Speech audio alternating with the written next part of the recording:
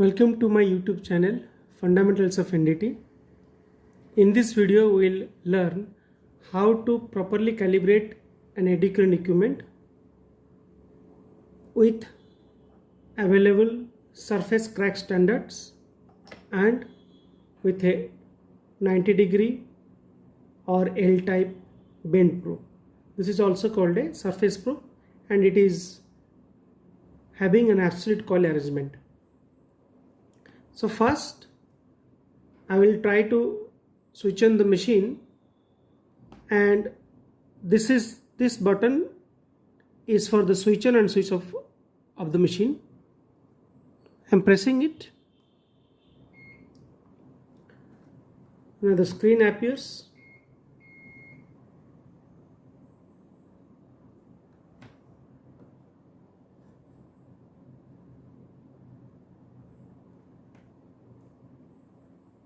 Now you can see this machine is auto detecting the probe with the part number 9403372 with probe serial number S24392. You can clearly see here the probe serial number and part number is clearly written. The probe serial number is S24392 and part number is 9403372. I will just pick up all this thing in front of the camera and you will see the serial number and the part number clearly. You can see here.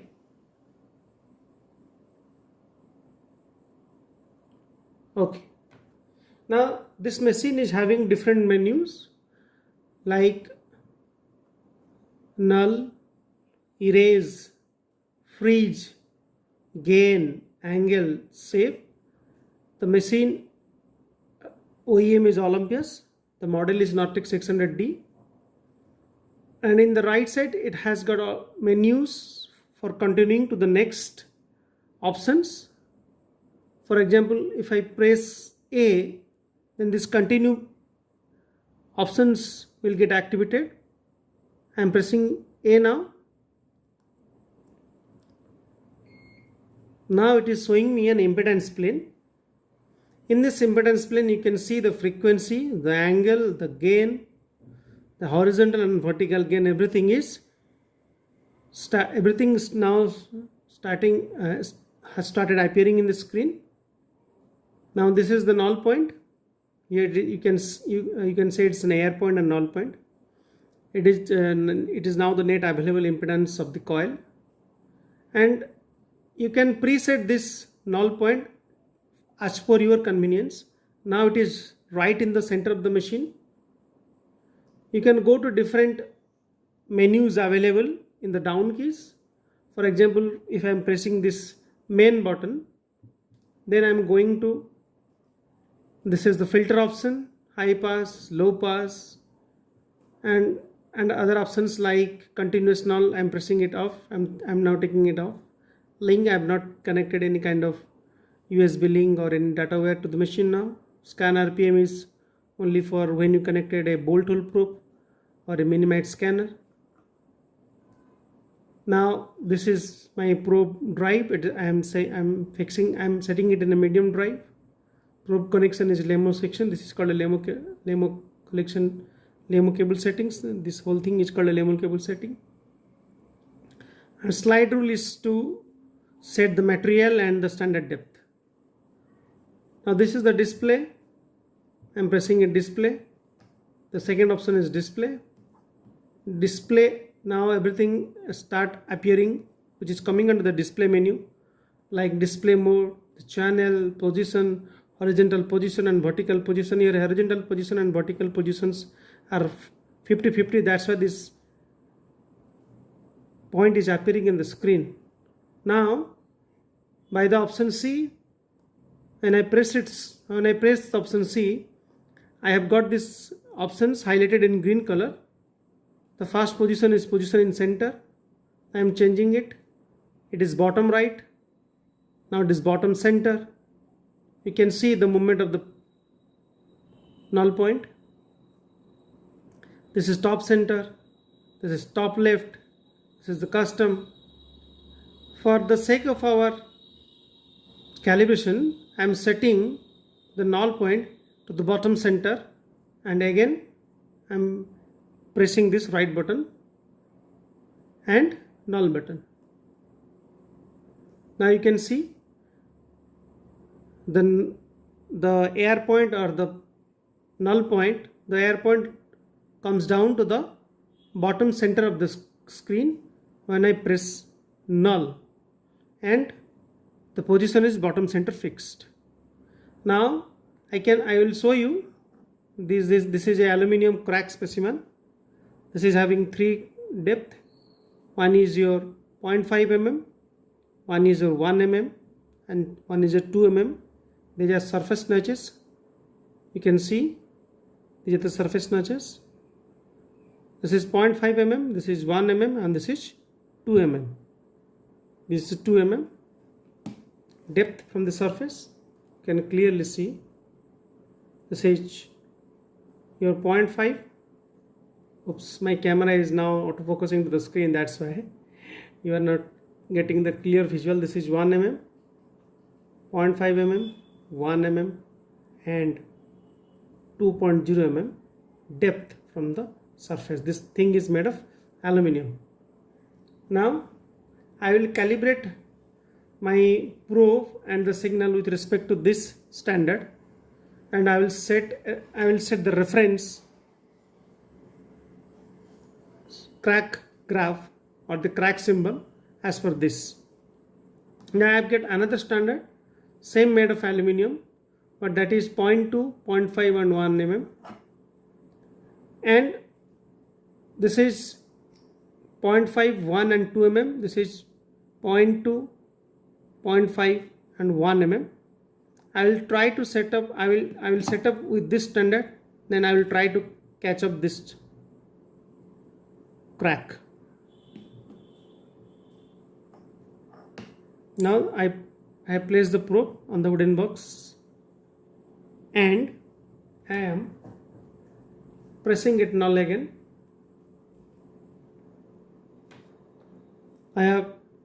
Now I am pressing the probe on the part. This is my probe. I am getting a lift up signal here. This is my first lift up signal when I am touching the probe on the part itself, and the area is a sound part of the part. The area is free of any crack. Now what I will do, I will null the initial point by pressing the null button here and the probe on the part itself. Now everything is null, and when the probe is touching the part, I'm just putting it nulls again. My first crack, second crack, and third crack. You can see I will freeze this signal. So these are my 3 crack signal coming from this surface notch standard. Now I have got different options to change the angle. For that I have to go to the main option. I have got this angle. I am changing the angle. Then I will rotate the graph like this. So this I am changing the angle. This is my angle changing. Now I will adjust the gain so that everything will come into the screen, come into the skin range. I am decreasing the gain. This is the gain button. Either you can change the gain from this menu, or there is a hotkey over here. If you press this gain key, it will show in the top left 65 and 65, which is also appearing here. If you press this gain again, only horizontal gain will be appearing. This, if you press this gain twice, then vertical gain will appear. Now I am changing this horizontal and vertical gain simultaneously, so that I am decreasing it so that everything will come on the screen.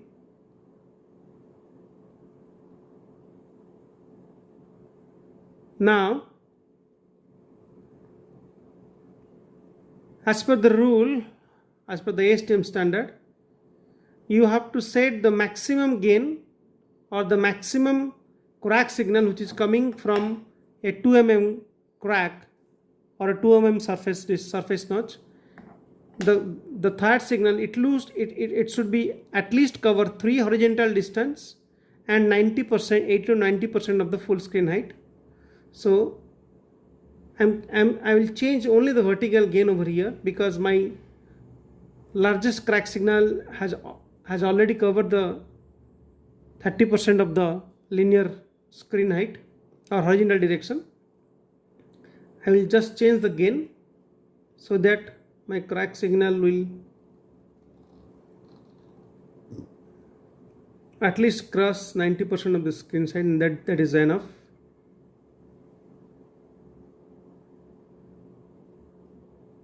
You can see this is for 0.5 crack, this is for 1 mm crack, and this is for 2 mm crack. This is from 0.5, this is from 1 mm, and this is for 2 mm. Now what will I do? I will save this curve with my reference button. When I press this reference button or save, it will automatically save. Now it is saving. Now everything is now in the memory.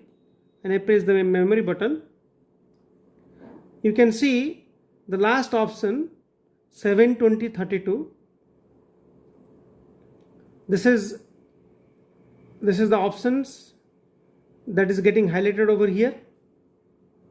This is 23 May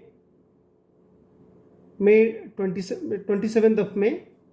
Since the date and times are not adjusted, so that's why this a different date is appearing over here.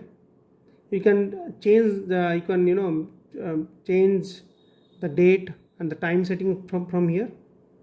Whether I want to cross check it, whether I have saved it at the point number 7 or not, I will have to review it or recall it.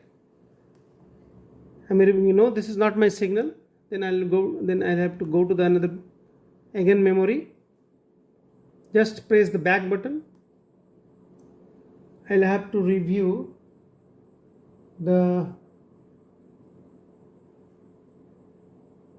menu from which I have saved it. Just I will preview it.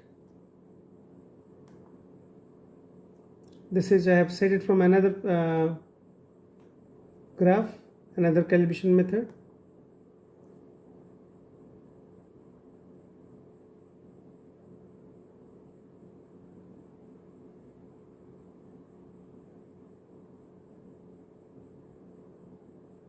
I have to review this here also because no, this is not the same. I'll have to back it.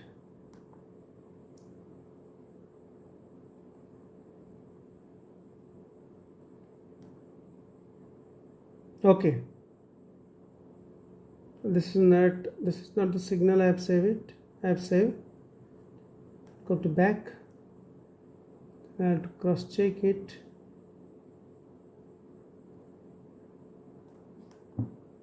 Okay, now this file name is 14003 and I have saved it for this curve, for this 3 curve. Now I have to set reference. Just put it the set reference menu D over here. Now it is set reference or unfreeze, that it is set referenced. Already button is pressed. Now you just unfreeze this signal.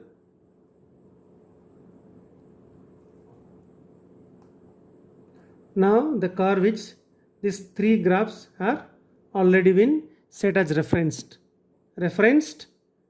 graph for these 3 signals, for these 3 crack signals. Now what I will do, I will try to catch up these 3 cracks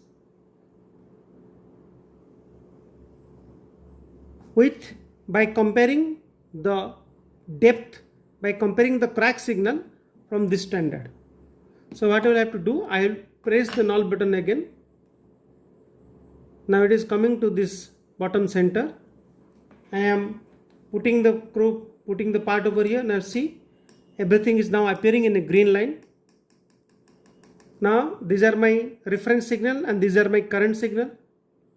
I will again null it here. Now I will try to find these 3 cracks: first crack, second crack and third crack.